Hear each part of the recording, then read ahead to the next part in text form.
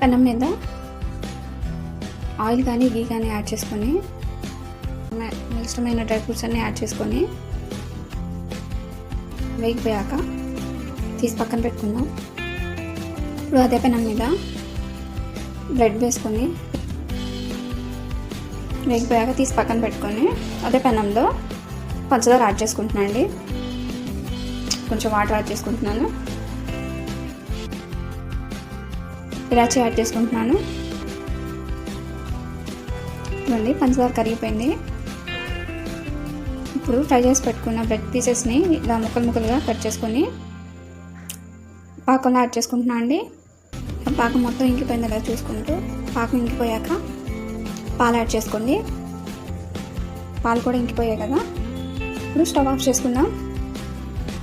5 minutesలో ready అయిపోయాయి. Bread halwa ready అయిపోయింది. పెనం మీద